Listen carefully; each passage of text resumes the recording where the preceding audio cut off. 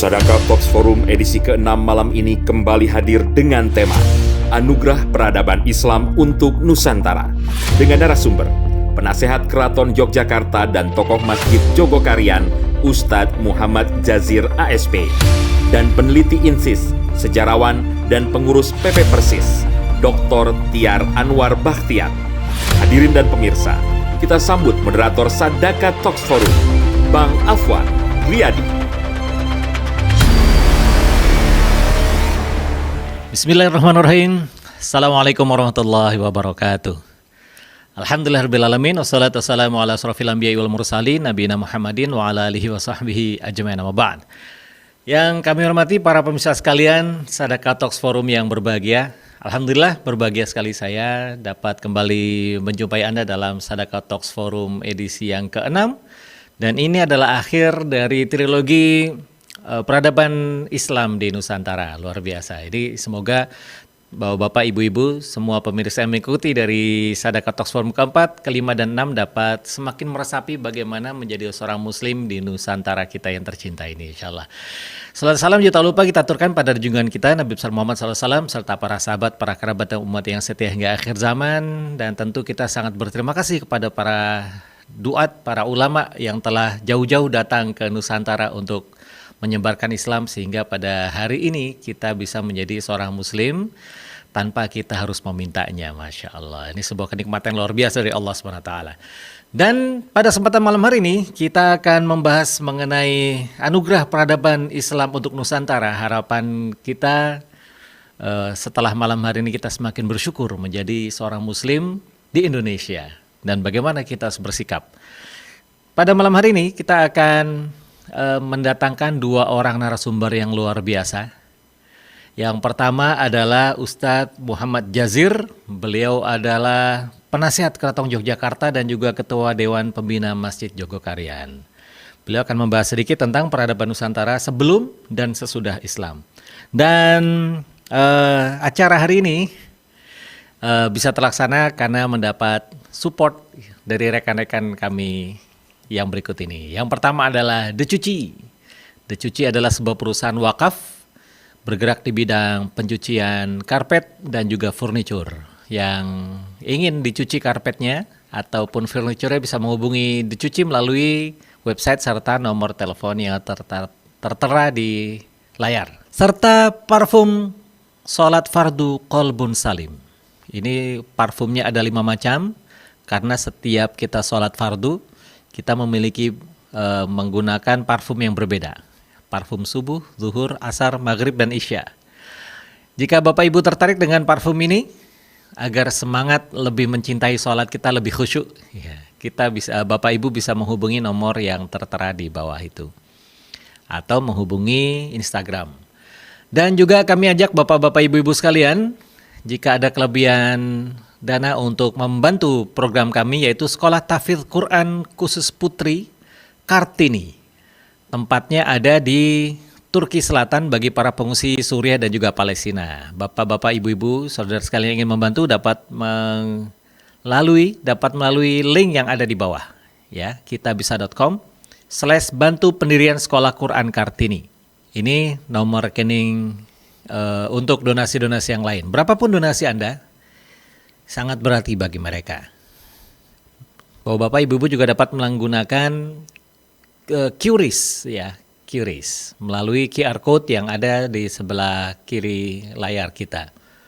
Wah, ini juga jangan lupa Bapak-bapak, ibu-ibu, teman-teman sekalian, untuk kita pada hari Solidaritas Palestina Internasional, kita dapat menyaksikan konser terbesar yaitu Izzatul Islam Orkestra bertema Langkah Abadi bersama Dwiki Darmawan dan Chess Symphony Orkestra. Tiketnya hanya 50.000 sampai Oktober ini, karena kalau sudah November harganya naik. Silakan Bapak-bapak, Ibu-ibu yang berminat untuk nonton sama-sama di rumah bisa mengontak nomor yang tadi tertera ya. Kalau belum catat nanti kita keluarin lagi kok, tenang aja. Teman-teman sekalian, ini ada satu hal menarik, yaitu tadi Ustadz Jazir menyampaikan di awal bagaimana masyarakat dari luar, ini kalau kita bicara tentang bangsa asing datang ke Indonesia, tadi ada sedikit disinggung ya, bahwa sudah banyak bangsa asing yang datang ke Nusantara. Ya, Ustadz Jazir tadi menyampaikan tentang masyarakat Muslim dari luar yang datang ke Indonesia dan mereka menjadi solusi, memberikan solusi, baik solusi kesehatan, solusi irigasi, solusi semuanya, bahkan sampai ruqyah ya. Dan mereka ini yang kemudian disebut dengan wali sana tadi. Sementara berikutnya Dr. Tiar Anwar Bakhtiar menyampaikan masyarakat, atau bukan masyarakat lagi, ini sudah menjadi sebuah misi ya. Misi dari Barat, dari Portugis dan Spanyol, kemudian dilanjutkan oleh Inggris dan Belanda untuk kemudian datang juga ke Nusantara. Tapi mereka membawa misi Gold, Gospel, dan Glory. Mereka kemudian melakukan kolonialisasi dan hal yang penting dari dalam kolonialisasi yang perlu kita pahami ya. Yang pertama mereka adalah merusak agama, kemudian juga mereka memiskinkan masyarakat, mereka membodohi masyarakat serta membawa ideologi-ideologi yang merusak. Nah, ini sedikit kesimpulan dari apa yang kita bahas pada kesempatan malam hari ini. Dan kita akan membuka sesi tanya jawab. Kami persilakan untuk para peserta untuk bisa memberikan pertanyaan baik melalui Zoom maupun chat di YouTube. Kami persilakan untuk beberapa pertanyaan. Dan juga mohon maaf, ini biasa.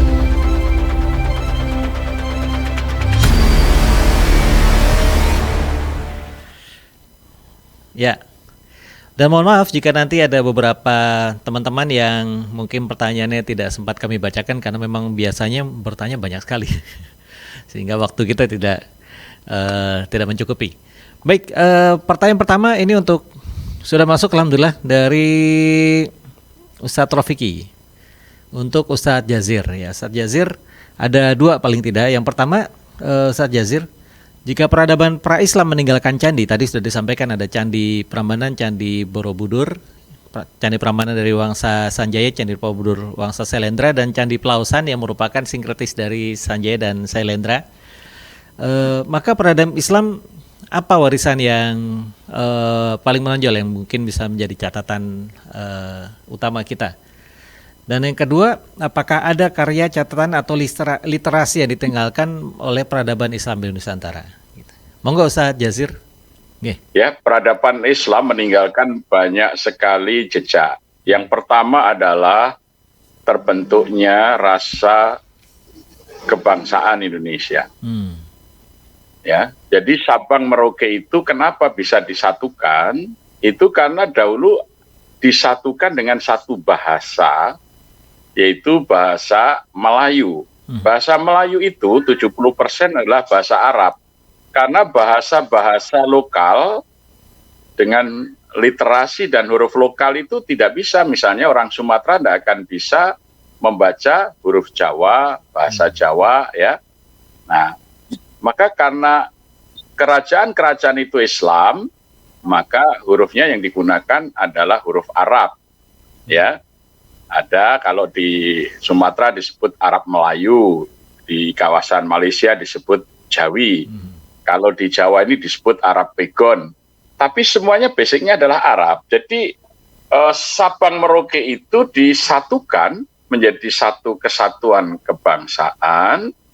Itu benang merah yang mengikat itu adalah kesamaan agama. Itu yang pertama. Jadi Indonesia ini adalah peradaban tinggalan Islam. Jadi kalau tidak ada kesultanan-kesultanan Islam, tidak akan ada Indonesia. Ya, nah, satu bukti apa? Ya di Timor, ya, karena di sana Portugis sangat kuat, penduduknya kemudian beragama mengikuti penjajah Portugis, ya Timor Portugis, maka ya mereka tidak merasa menjadi bagian dari Indonesia. Ya, demikian juga ya wilayah Papua dimulai dari Kepala Burung sampai Merauke itu ada kesultanan, kesultanan Islam yang itu dulu disahkan oleh Sultan Babullah dari Ternate, sehingga mereka juga menjadi bagian daripada Indonesia. Ya, jadi itu peninggalan yang nyata. Kemudian nasionalisme. Ya, nasionalisme di Indonesia ini berbeda dengan nasionalisme di Turki misalnya, digagas oleh Kemal Atatürk sebagai satu gagasan sekuler yang kemudian justru meruntuhkan adanya kekhalifahan Turki Utsmani. Tapi nasionalisme di Indonesia ini anak kandung dari Islam. Karena semangat nasionalisme itu adalah dicetuskan dalam NTICO, National Indonesian Congress, oleh Serikat Islam, ya, pada tahun 1913, ya, menjadikan nasionalisme adalah alat perjuangan kaum muslimin untuk membebaskan diri dari penjajah. Maka semboyan nasionalisme di Indonesia ini adalah hubbul watani minal iman. Cinta tanah air adalah bagian daripada iman. Maka Muhammadiyah juga mendirikan Hizbul Wathon. Ya, muncullah di Lombok Nahdlatul Wathon. Ya, ada pesantren Wathaniyah dan lain sebagainya. Itu membuktikan bahwa nasionalisme Indonesia itu dilahirkan oleh kekuatan Islam, dan itu dinyatakan di dalam Kongres Serikat Islam yang disebut NTICO, National Indonesian Congress, ya. Jadi semboyannya adalah hubbul watani minal iman. Nah, ketidakpaham sejarah itu sering menjadikan umat Islam dan kaum nasionalis di Indonesia ini seakan-akan berhadapan, padahal sesungguhnya nasionalisme itu anak kandung Islam di Indonesia. Ya, tokoh nasionalisme misalnya Soekarno, pendiri Partai Nasionalis, itu didikan Cokro Aminoto, pendiri Serikat Islam. Bahkan simbol dari PNI itu kepala banteng, itu dulu adalah simbol Serikat Islam. Serikat Islam itu dulu ada banteng ngamuk utuh. Nah, Soekarno ngambil kepalanya saja.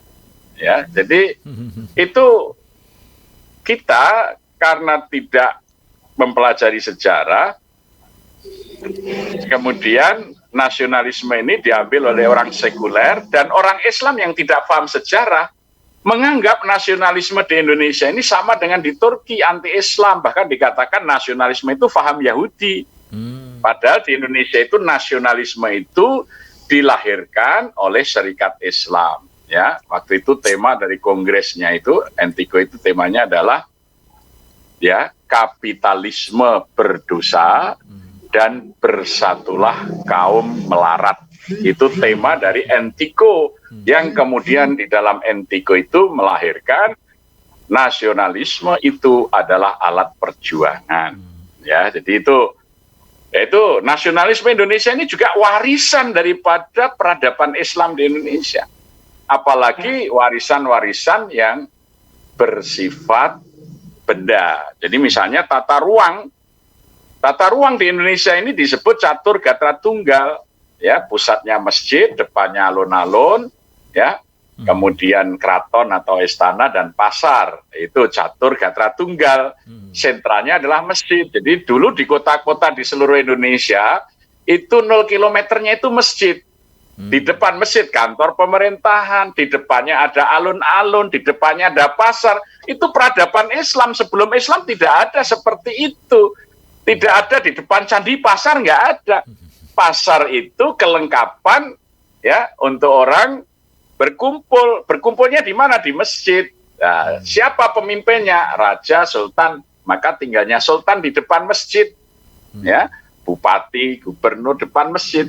Jadi tata ruang di Indonesia, tata ruang Nusantara ini peradaban Islam. Baru dimulai dari Demak, masjid, alun-alun, ya, keraton, pasar. Nah, itu bukti. Jadi kalau di kota-kota besar kita ada alun-alun, ada masjidnya, itulah warisan peradaban yang nyata dari Islam. Maka orang akan mencoba menggusur 0 km itu pasar. Tidak, 0 km itu adalah masjid. Ya, tata ruangnya jelas, simbolik, itu adalah agama Islam. Lebih lagi bahwa warisan dasar negara kita itu di sila pertama itu kan peradaban Islam. Ketuhanan yang Maha Esa. Mana ada peradaban lain yang Tuhannya Maha Esa selain Islam? Dan ini dijelaskan oleh Bung Karno dalam pidato Nuzulul Quran di Istana Negara tahun 63, juga dalam pidato penganugerahan gelar Dr. Honoris Causa tahun 64, Bung Karno mengatakan kepercayaan akan Tuhan yang satu itu, ketuhanan yang Maha Esa itu, tidak lain adalah tauhid. Tauhid yang menjadi api, yang menyala-nyala dan berkobar-kobar dalam Quran suci itu. Dan jikalau tauhid itu telah pula menyala-nyala dan berkobar-kobar pula dalam dadanya bangsa Indonesia, maka bangsa Indonesia akan menjadi bangsa yang tidak pernah mati. Nah, itu pidato Soekarno tentang ketuhanan yang Maha Esa. Ketuhanan yang Maha Esa menurut Bung Karno, pencetus Pancasila itu tauhid, tidak bisa diartikan lain, kan gitu. Nah, itu peradaban yang ditinggalkan. Oleh karena itu, orang yang tidak menyukai sejarah Islam ingin menghapuskan sila pertama itu. Sehingga ada usulan kembali ke Trisila atau Ekasila. Nah, Pancasila itu adalah peradaban dasar ya yang ditinggalkan oleh Islam. Terima kasih, masih banyak lagi tapi karena waktu. Luar biasa.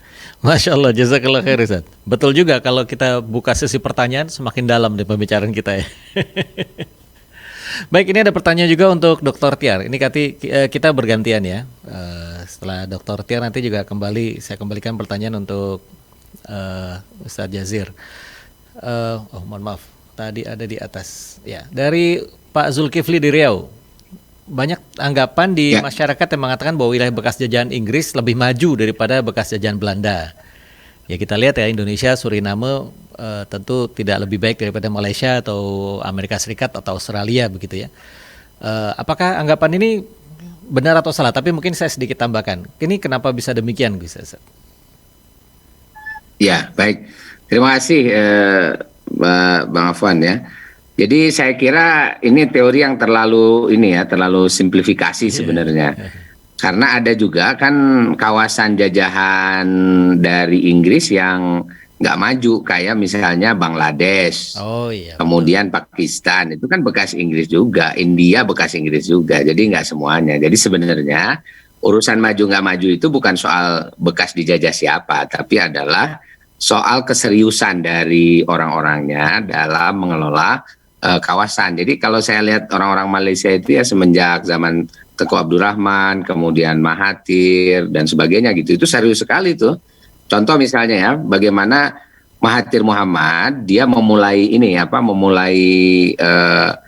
kan merdekanya tahun 57 itu ya, Malaysia ini, Indonesia 45. Tapi apa yang dilakukan oleh Malaysia sejak Mahathir lah gitu ya, karena tahun 57 itu kan masih harus berhadapan dengan gerakan komunis dan sebagainya.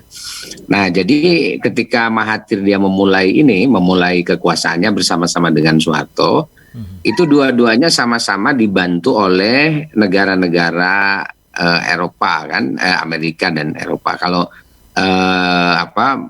Malaysia dibantu Inggris kan ya, Indonesia dibantu Amerika.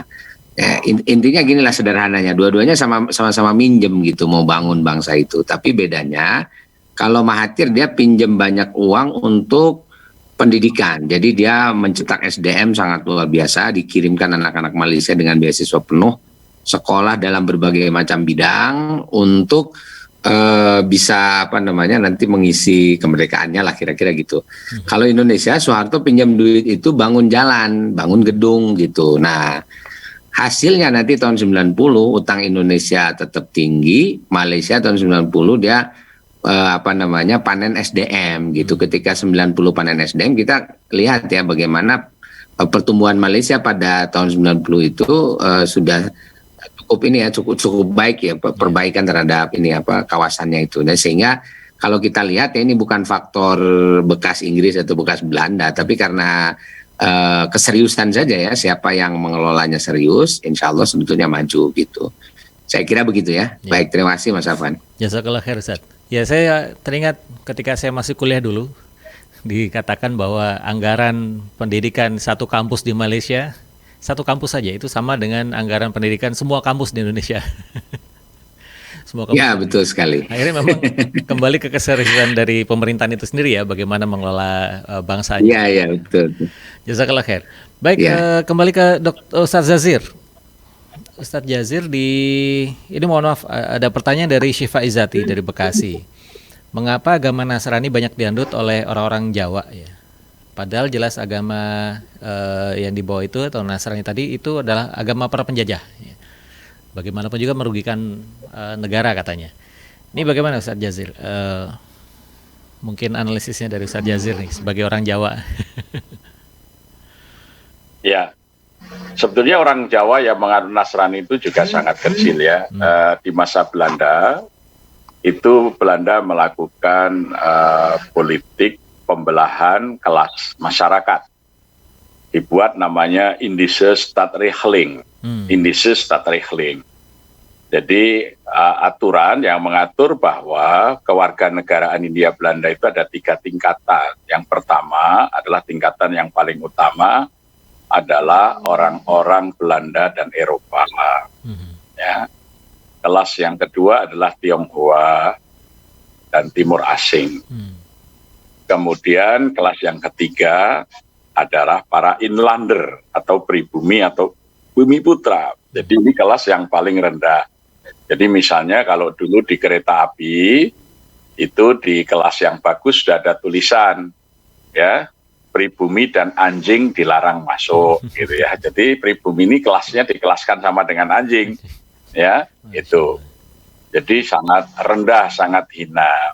Kecuali pribumi yang kemudian bekerja kepada penjajah Belanda, yaitu para bangsawan, para raja yang bekerja sama dengan Belanda, kemudian para klerek, juru tulis, ya, mereka diberi gelar, diberi ini, ya, kemudian mereka diberikan kelas khusus. Jadi, nah akhirnya mereka ini supaya bisa lebih dekat, banyak yang kemudian memeluk agama sama dengan penjajah supaya mereka bisa sering berhubungan karena akan dibantu oleh para rohaniawannya itu untuk dekat dengan para pimpinan-pimpinan kantor, pimpinan-pimpinan perusahaan Belanda ya, karena akan mendapat dukungan dari para misionaris itu. Ya, di Jawa itu misionaris pertama namanya Kiai Sadrah dari Purworejo. Dulu seorang kiai, ya.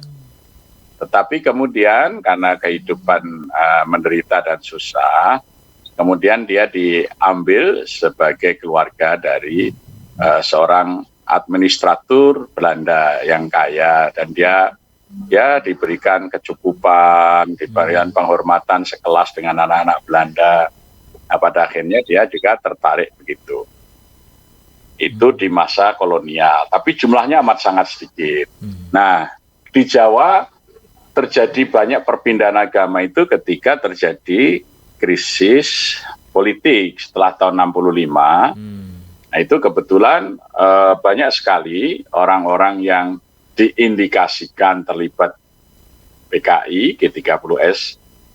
Kemudian mereka ini hidup susah karena mau jadi pegawai terindikasi nggak bisa, ya, kemudian ya macam-macam lah mereka mendapatkan kesulitan-kesulitan di masa sesudah itu, dan kebetulan sesudah krisis itu dan bahkan sebelumnya kan ada krisis pangan, tidak ada beras sangat sedikit. Nah, kaum misionaris masuk ke desa-desa, ke kampung-kampung, terutama kepada daerah-daerah yang dulu basis-basis komunis itu, mereka dirangkul, diberikan bulgur, waktu itu bukan beras ya, karena beras langka sekali. Diberi bantuan makanan pokok, kemudian diberi biaya pendidikan. Apalagi pada waktu itu banyak LSM dari Amerika dan Eropa yang ya misalnya Vesterveren and Plans ya, itu mengangkat anak-anak orang miskin, dibiayai sekolahnya dan lain sebagainya.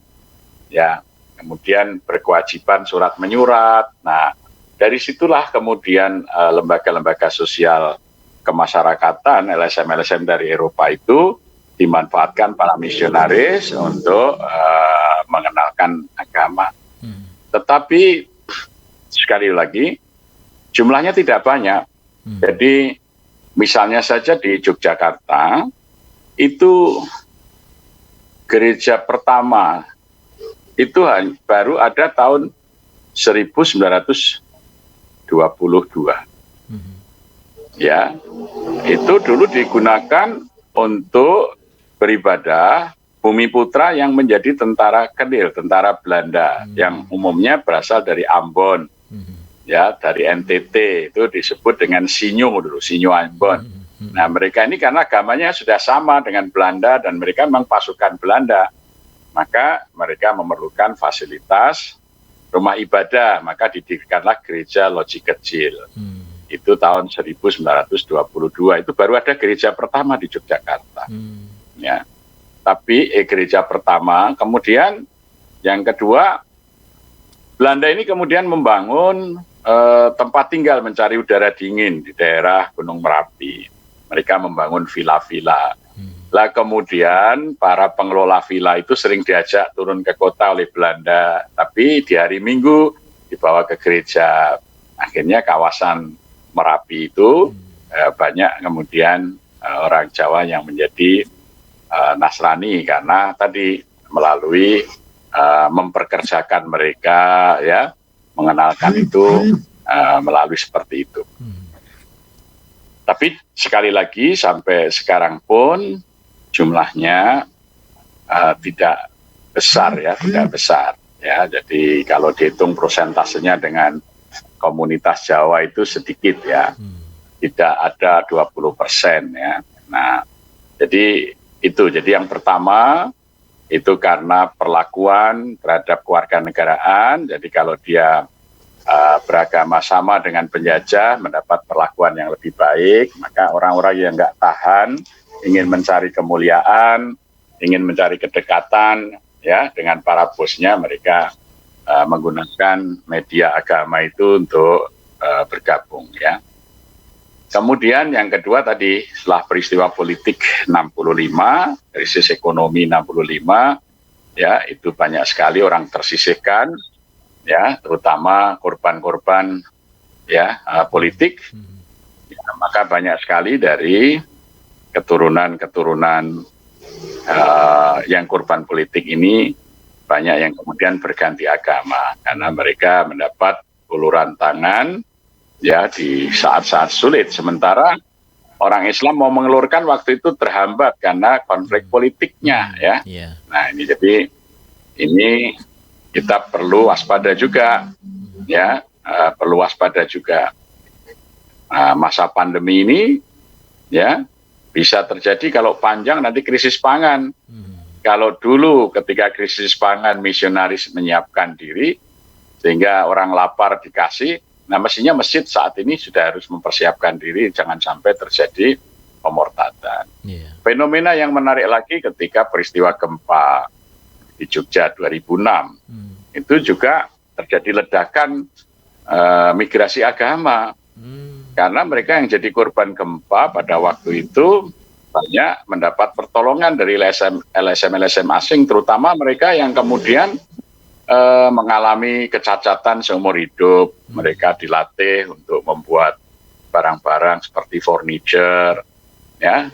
Kemudian dari yayasan-yayasan Nasrani itu misalnya furniture itu dijual ke Amerika, ke Eropa untuk apa? Furniture gereja. Jadi kalau di gereja itu kan orang beribadah pakai meja, kursi, mimbar, ya, altar. Nah, ini orang-orang cacat yang korban gempa itu disuruh membuat barang-barang itu diekspor. Untuk apa? Untuk mengisi gedung-gedung gereja di sana. Nah, ini tidak ada dalam otak orang Arab misalnya. Ya, kemudian korban gempa yang luka yang ini kemudian buat apa dibeli oleh negara-negara Arab gitu loh. Jadi orang Arab itu tidak punya pikiran seperti misionaris itu, ya. Itu hal yang ini, ya. Orang Indonesia lebih baik loh. Kita ngurusi Palestina, kita ngurusi Suriah, kan gitu, ya. Nah, tapi ini kok tidak terjadi. Ini ya, saya kebetulan terjun di lapangan dalam hal ini, saya mendata migrasi agama, ya saya sampai terjun waktu Merapi gempa itu saya data dari dusun ke dusun, kelurahan ke kelurahan. Dulu sebelum gempa itu pemeluk Islam berapa, setelah gempa pemeluk Islam itu berapa, ya dulu pemeluk agama ini sebelum gempa berapa, itu saya data, saya buat peta, ya. Nah, karena ini kadang-kadang kita ini kalau ada bencana hanya ngasih bantuan tinggal pergi, ngasih bantuan tinggal pergi. Yang lebih parah lagi kadang-kadang untuk dapat bantuan lembaga-lembaga Islam, ormas Islam bekerja sama misalnya dengan Catholic Relief Service. Ya, begitu organisasi Islam yang masuk pergi, diteruskan oleh Catholic Relief Service itu melayani masyarakatnya. Lah ini seperti ini yang tidak pernah terpikirkan. Jadi itulah pintu masuk orang-orang yang Muslim berpindah non-Muslim, itu lebih banyak dari faktor ekonomi, sosial, dan politik itu. Terima kasih. Ya, matur nuwun. Jadi kembali ke solusi ya, bagaimana agama ini seharusnya menjadi solusi dari problematika kehidupan masyarakat. Sebagaimana dulu ketika Islam datang juga memberikan solusi, seharusnya juga ketika terjadi masalah di masyarakat, kembali Islam punya peluang untuk menjadi solusi gitu Ustaz ya. Sayangnya ini seringkali tidak digunakan ya, tidak dilakukan. Jazakallah khair Ustaz. Jadi ke Ustaz Tiar lagi nih, Dr. Tiar. Ini ada pertanyaan dari Pak Agus dari GRT Garut mungkin ya. Bagaimana kesan Ustadz dengan buku sejarah atau SKI yang diajarkan sekarang tersebar sekolah-sekolah yang menjadi buku paket, apakah isinya relevan dengan sejarah yang memang terjadi? Bagaimana Dr. Tiar? Iya, baik. Saya kira begini ya, jadi buku ajar itu beda dengan buku sejarah. Jadi kalau buku ajar itu ada kaitannya nanti dengan strategi pembelajaran. Jadi apa yang akan disampaikan, apa yang perlu diingat dalam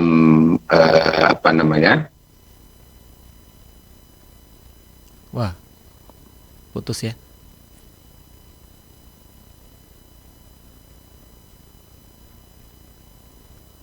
Oh mohon maaf nih, kembali putus sepertinya Ustaz Tiar ya. Mohon maaf. Baik, mungkin sambil menunggu koneksi dari Dr. Tiar lagi, ini ada pertanyaan Ustaz Jazir. Sebentar. Ini ada yang bertanya tentang ini dari Chloe Kafayev. Namanya unik sekali ya. Mohon maaf ini ya. Alhamdulillah bisa. Mohon maaf suara saya hilang tadi ya. Monggo silakan Dr. Tiar.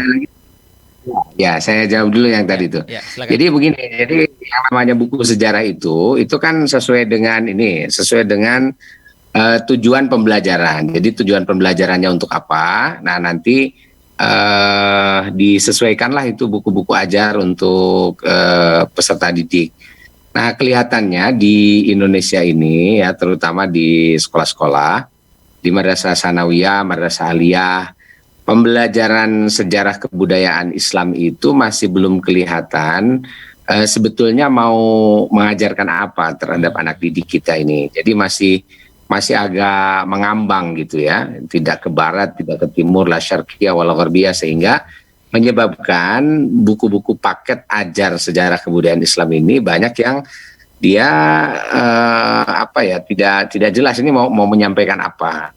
Itulah yang makanya ketika tiba-tiba ada serangan bahwa wah ini bahaya nih ngajarin khilafah, ngajarin jihad, terus tiba-tiba dicoret tuh khilafah jihad, tuh menandakan bahwa memang kita tidak jelas ini pengajaran sejarah kebudayaan Islam ini apa gitu. Nah, makanya saya kira memang ini kita perlu memikirkan kalau sekarang para sejarawan ahli-ahli Indonesia itu sedang kebakaran jenggot ya karena pelajaran sejarah mau dihapuskan.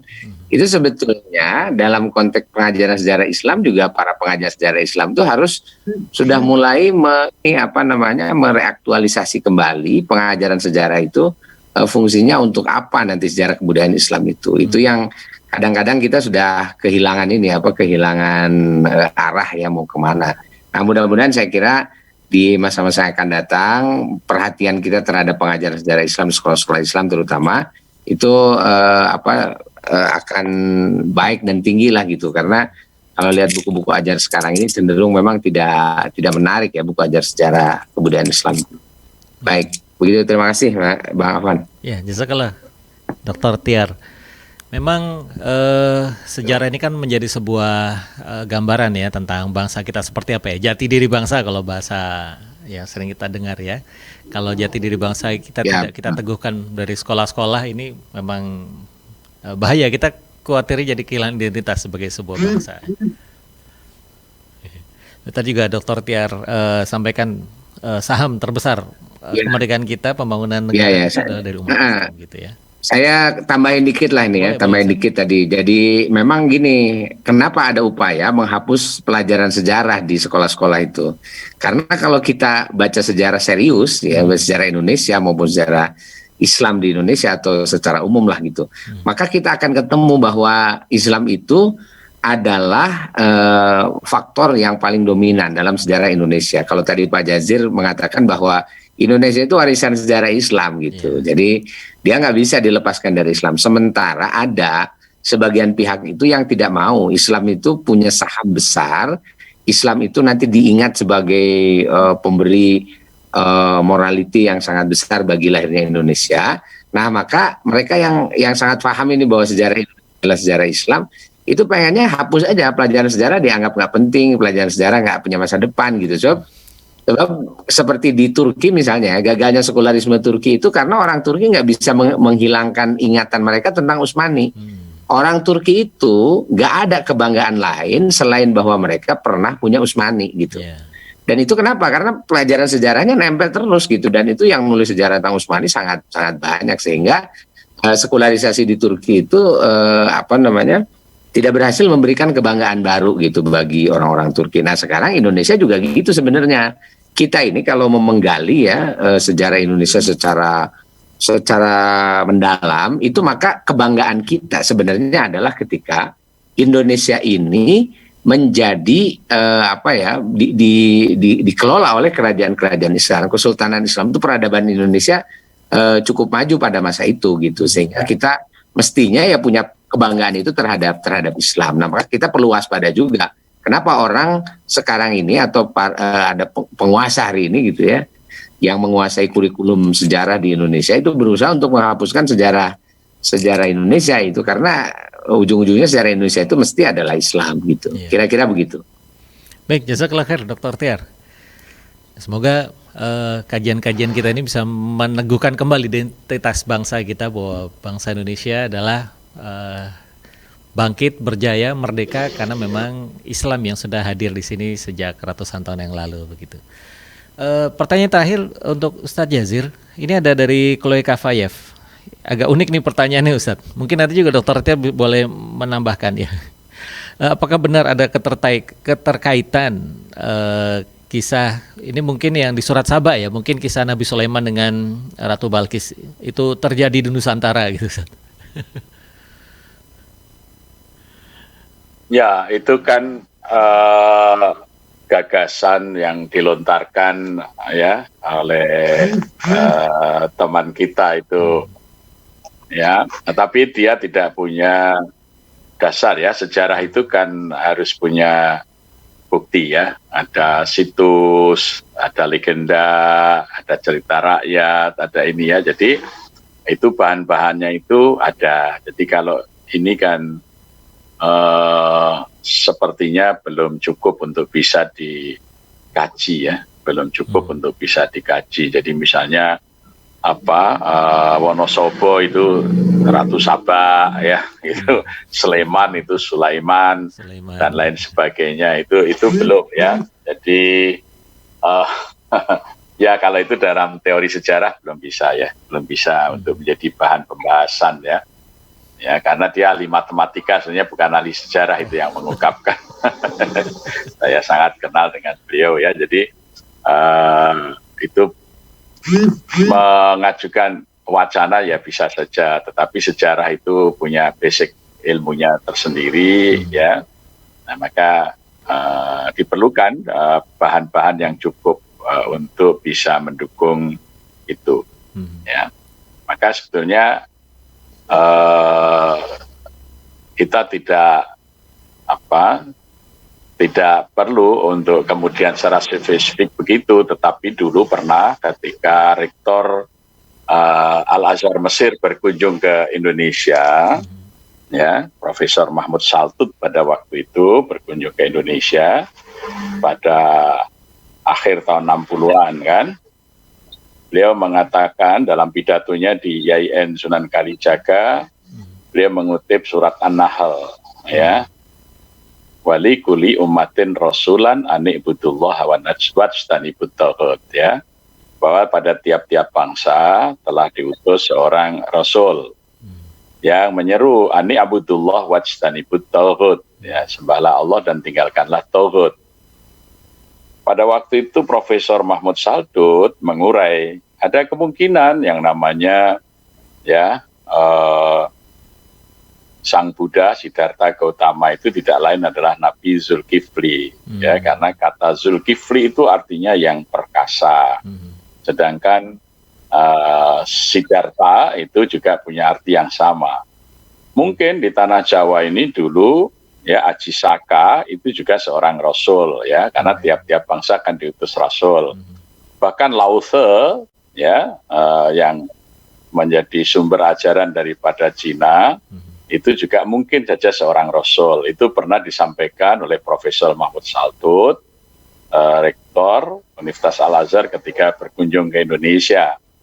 Dan pada waktu itu berkunjung diwawancarai tentang kesan negara Indonesia, beliau mengatakan, loh, negara Anda ini, ya, ibarat sepotong surga yang diletakkan di bumi. Kayu, batu saja tumbuh jadi tanaman. Nah, pernyataan yang populer di koran dari pernyataan dari Profesor Mahmud Saltut itu kemudian menginspirasi Ghost Plus membuat lagu itu. Bukan lautan, hanya kolam susu, air dan jala menghidupimu. Ya, itu. Ya, tongkat kayu dan batu jadi tanaman. Orang bilang tanah kita tanah surga. Nah, itu berkaitan dengan kehadiran Rektor Al-Azhar, ya, di Indonesia. Waktu itu juga diikuti oleh seorang qori terkenal, Syekh Ahmad Al-Husari, yang waktu itu diminta adzan, dan rekaman adzannya itu kemudian menjadi adzan di RRI, ya. Adzan RRI itu adzannya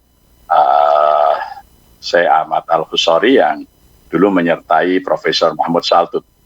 Jadi sebetulnya kita bisa mengembangkan pikiran itu, tetapi dicari dulu bukti-buktinya, landasannya. Karena di dalam Quran tadi yang dikutip Mahmud Saltut tadi, surat An-Nahl tadi, walikuli ummatin rasulan, ya, bahwa tiap bangsa itu ada rasulnya. Ya, jadi itu bisa, tetapi tadi harus dicari. Kalau Profesor Mahmud Saltut itu mengurai filosofi yang disampaikan, misalnya Aji Saka dengan Hono Corokonya, kemudian Lao Tse dengan airnya, filosofi airnya itu sama dengan Islam. Bahkan filosofi air itu kan sampai menjadi doa, ya.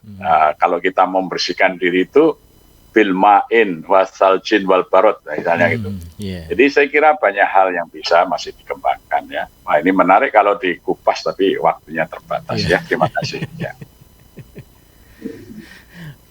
Baik, jazakallah khair Ustadz Jazil, luar biasa. Pertanyaan terakhir untuk Dr. Tiar. Ini dari Dr. Randes Ahmad. Tadi sedikit berbicara mengenai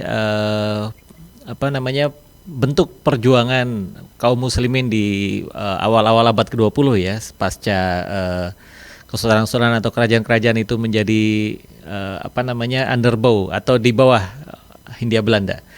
Jadi bagaimana sikap kita umat Islam manakala kita dimarginalkan secara politik dan ekonomi pada masa sekarang ini, mungkin Ustadz, ya.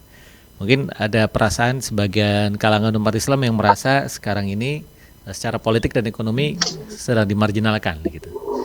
Bagaimana Ustadz Dr. Tiar? Iya. Ya, baik, terima kasih. Ya, memang begini. Jadi untuk mendapatkan atau untuk melawan musuh, ya, itu tidak harus selalu kita secara konfrontatif menghadang di medan pertempuran. Apa itu pertempuran politik atau pertempuran militer, ya. Karena kita selalu mengaitkan kemenangan itu dengan politik dan militer. Itu kesalahan kita sebenarnya. Karena yang namanya kemenangan dalam konteks pertarungan peradaban itu sesungguhnya adalah pertarungan pemikiran dan ilmu pengetahuan gitu. Dulu orang Eropa juga sama seperti umat Islam sekarang ini. Jadi ketika muncul kekuatan Islam ya pada masa Khulafaur Rasyidin, kemudian Bani Umayyah, kemudian Bani Abbasiyah, respon Eropa itu langsung dia responnya politik gitu, militer bahkan gitu ya. Jadi segera setelah perang Manzikert itu perang yang mengalahkan Romawi di tangannya Sultan Saljuk ya Alp Arslan ini kemudian orang-orang Eropa itu melancarkan rencana perang salib kan itu. Jadi perang salib 1, 2 dan seterusnya gitu. Jadi mereka melakukan upaya-upaya politik, tapi mereka lupa gitu bahwa umat Islam itu ketika mereka bangkit itu mereka punya elemen yang gak bisa dikalahkan dengan perang gitu. Apa elemennya? Pertama akidah, jadi keyakinannya kan kuat luar biasa. Yang kedua elemen berikutnya itu adalah ilmu pengetahuan. Nah jadi akidah dan ilmu pengetahuan ini yang dimiliki umat Islam itulah yang nanti membangun peradaban umat Islam gitu. Nah sehingga walaupun berkali-kali perang salib sampai nanti perang salib ke-9 yang dihadapi oleh dinasti Mamluk itu nggak bisa menghancurkan kekuatan umat Islam. Walaupun ya tentu saja ada dinamika, misalnya Masjid Al-Aqsa, kawasan Baitul Maqdis pernah dikuasai sebentar, tapi kan nggak lama itu diambil lagi oleh umat Islam karena umat Islam tahu bagaimana cara mengambil Al-Aqsa itu, karena punya punya ilmunya kan gitu, yang itu tidak dimiliki oleh orang-orang Eropa. Sementara orang Eropa waktu itu kan ya mereka ngekor aja dari segi ilmu pengetahuan dan peradaban itu kepada umat Islam. Nah maka dari kesalahan itu nanti orang-orang Eropa dia mulai terutama setelah ditaklukkan Konstantinopel, jadi mereka udah nggak berpikir lagi gerakan militer sejak awal gitu, tapi mereka mulai dari nol dan mereka melakukan satu gerakan yang disebut dengan Renaissance gitu ya, kemudian modernisasi. Nah modernisasi ini apa? Mereka balik kepada pembangunan ilmu pengetahuan gitu. Jadi mereka mengembangkan pemikiran, pengetahuan baru kan nanti mereka bisa berkuasa benar gitu ya. Itu abad ke-20 gitu. Jadi kelihatan mereka semakin unggul dan sebagainya itu. Ketika umat Islam pada saat itu lupa dengan jati dirinya membangun peradaban gitu. Nah jadi kalau kita lihat hari ini ya umat Islam kenapa tersingkir secara ekonomi, secara politik, secara militer, itu sebenarnya umat Islam itu harus introspeksi gitu. Kita kan ngekor orang terus gitu ya. Ilmu ngekor, ekonomi ngekor gitu. Jadi yang lain ngekor. Bahkan sebentar lagi akidah kita ngekor orang. Jadi kalau kita semuanya udah ngekor, walaupun namanya Islam itu nggak mungkin ada di depan. Namanya ekor kan di belakang terus. Dia akan marginal kan. Itu tidak merupakan satu kekuatan utama kan gitu. Makanya agenda ke depan kita ini seperti di awal abad 20 itu sebenarnya kesadaran itu sudah mulai muncul bahwa kita harus mengembalikan strategi umat Islam dalam menghadapi musuh itu dengan cara yang sabar.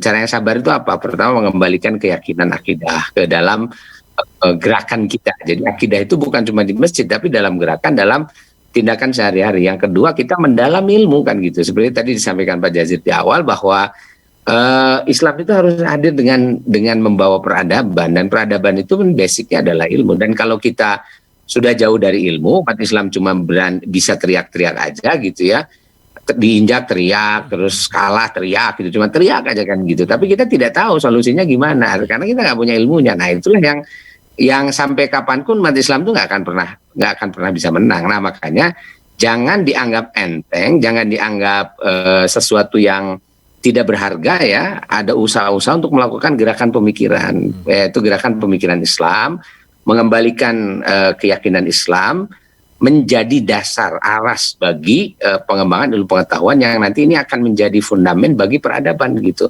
Nah saya kira ini adalah tugas berat, tugas besar, dan tugas jangka panjang. Tidak bisa kita cepat. Insya Allah Allah akan memberikan kemenangan pada kita, tapi la yasluhu amru hadil ummah illa bima salaha bi awaluhu. Jadi kalau dulu umat Islam itu dengan cara seperti itu bisa bangkit peradabannya, hari ini juga sama. Jadi umat Islam kalau pengen bangkit peradabannya harus begitu juga gitu. Jadi kita nggak bisa langsung tiba-tiba potong kompas gerakannya militer, gerakannya langsung politik gitu. Itu saya kira nggak akan terlalu berpengaruh. Mungkin bisa menang, tapi sebentar aja, mudah dikalahkan itu.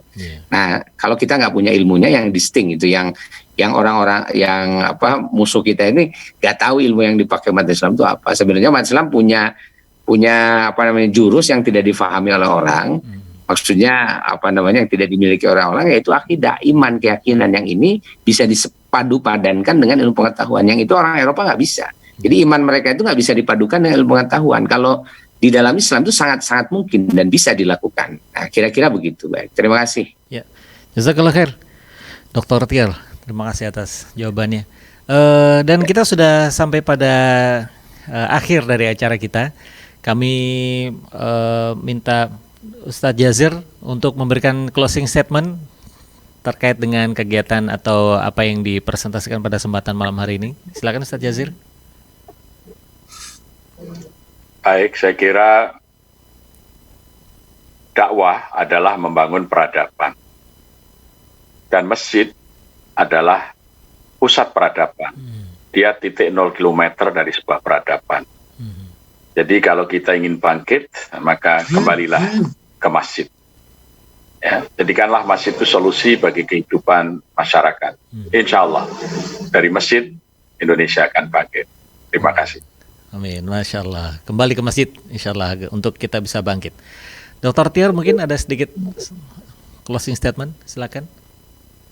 Ya, baik, terima kasih. Saya kira kita harus percaya diri sebagai umat Islam bahwa umat Islam ini adalah pemilik saham terbesar bangsa ini. Sehingga kita harus percaya diri juga punya solusi untuk menyelesaikan problem bangsa ini. Tadi sudah disampaikan oleh Pak Jazir, bahwa solusi yang ditawarkan umat Islam itulah solusi peradaban. Kita memulainya dari masjid, membangun akidah, lalu membangun ilmu pengetahuan, dan kita wujudkan peradaban yang distinktif, yang bisa memberikan solusi, yang tidak merusak, tidak menghancurkan tatanan masyarakat, tapi sebaliknya menyejahterakan. Itulah yang perjuangan yang diinginkan atau yang menjadi tujuan dari perjuangan umat Islam. Terima kasih. Baik, jazakumullah khair jaza. Terima kasih banyak kepada dua narasumber kita yang luar biasa, Ustadz Jazir ASP dan juga Dr. Tiar Anwar Bakhtiar. Semoga Allah berikan keberkahan bagi mereka berdua dan juga memberikan kesehatan selalu sehingga dapat terus menerangi umat ini insyaallah dengan ilmu yang luar biasa. Dan juga terima kasih kepada bapak-bapak, ibu-ibu, saudara-saudara para pemirsa sekalian Sadaqah Talks Forum ke-6, dan hari ini, malam ini adalah akhir dari trilogi Peradaban Islam di Nusantara. Kali ini adalah episode yang ketiga dari trilogi tersebut, dan Sadaqah Talks Forum mendatang kita akan membahas tema-tema yang lebih menarik lagi insyaallah. Dan juga terima kasih kepada seluruh sponsor atau mitra-mitra yang telah memberikan supportnya bagi acara ini, yang itu pertama The Cuci, sebuah perusahaan wakaf yang bergerak pada pencucian karpet dan juga furniture. The Cuci bersih setiap waktu. Bagi bapak-bapak, ibu-ibu silakan menghubungi website serta nomor yang ada di layar untuk bisa dicuci, dibersihkan karpet dan juga furniture. Dan yang kedua juga dari parfum Kolbun Salim, parfum sholat fardu, sahabat setia sholat Anda, ya, sehingga kita sholat bisa percaya diri karena bau kita wangi. Sebagaimana juga sunnah Rasulullah SAW kalau masuk masjid dalam keadaan yang bersih dan wangi. Silakan hubungi nomor yang tertera di layar Anda. Juga kami ajak para pemirsa sekalian untuk mari kita sama-sama mensupport Sekolah Tahfidz Quran Putri Kartini yang akan kita dirikan bagi para pengungsi Palestina dan Suriah di kawasan Turki Selatan, perbatasan Turki dengan Suriah, melalui link yang ada di bawah itu, kitabisa.com/bantu pendirian Sekolah Quran Kartini. Juga bapak-bapak, ibu-ibu, saudara-saudara sekalian yang ingin berdonasi, semoga membawa keberkahan bagi kita semua, bisa melalui nomor-nomor rekening yang tertera di sini atau men-scan QR code yang ada di sebelah kiri layar kita. Serta jangan lupa pada Hari Solidaritas Palestina Sedunia, kita akan menggelar Izzatul Islam Orkestra bertema Langkah Abadi bersama Dwiki Darmawan Izzatul Islam serta Chess Symphony Orchestra, sebuah orkestra yang terdiri dari para musisi-musisi terkenal dari berbagai bangsa. Silakan hubungi nomor yang tertera berikut. Sekali lagi kami ucapkan terima kasih jazakallahu khair jazak kepada seluruh yang sudah membantu kegiatan kita sehingga bisa berjalan dengan baik, serta juga para pembicara. Semoga Allah berikan keberkahan dan juga kita sama-sama berdoa semoga wabah ini segera berlalu dan kita semua dalam keadaan sehat selalu. Kita tutup sama-sama dengan baca hamdalah, alhamdulillahirabbil alamin, subhanakallahumma wa bihamdika asyhadu an la ilaha illa anta astaghfiruka wa atubu ilaik. Assalamualaikum warahmatullahi wabarakatuh.